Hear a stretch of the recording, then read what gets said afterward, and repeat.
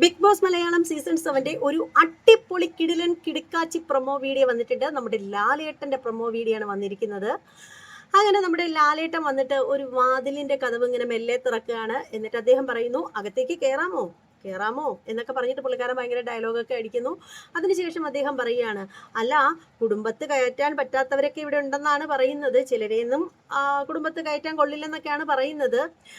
അങ്ങനെയൊക്കെ പറഞ്ഞിട്ട് അദ്ദേഹം പറയുന്നുണ്ട്. എന്നിട്ട് അദ്ദേഹം പറയുന്നുണ്ട്, ഒന്നിനെ ഞാൻ വെറുതെ വിടില്ല, ഇത് ഞാൻ ചോദിക്കുക തന്നെ ചെയ്യും, ചോദിക്കേണ്ട രീതിയിൽ ചോദിക്കുക തന്നെ ചെയ്യുമെന്ന് അദ്ദേഹം പറയുന്നു. എന്നിട്ട് അദ്ദേഹം പറയുന്നത്, ഒരാളെ പറ്റി മോശമായിട്ട് ഒരാളോട് പറയുക, അയാൾ അത് മറ്റു പലരോടും പറയുക, അത് മാത്രമല്ല അതിനുശേഷം എന്ന് പറഞ്ഞാൽ പറയാൻ പാടില്ലാത്ത കാര്യങ്ങൾ എല്ലാവരോടും, കേട്ട പാതി കേൾക്കാത്ത പാതി, നാട്ടുകാരോടും വീട്ടുകാരോടും മൊത്തത്തിലായിട്ട് വിളിച്ച് പറയുക.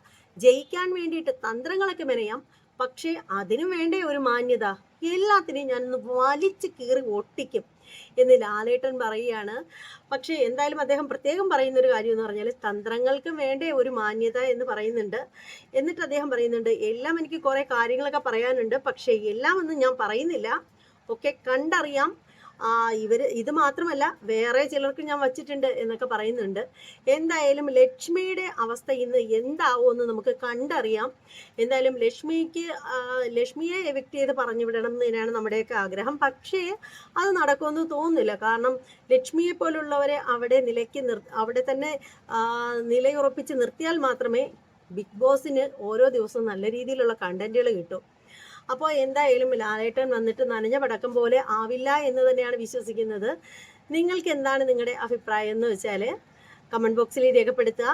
കഴിഞ്ഞ ദിവസം അനുമോളെ ഫ്രൈ ചെയ്തെങ്കിൽ ഇന്ന് നമ്മുടെ ലക്ഷ്മിയെ വറുത്ത് കോരുന്നത് കാണാനായിട്ട് നമ്മൾ എല്ലാവരും റെഡിയായിട്ട് നിൽക്കുകയാണ്.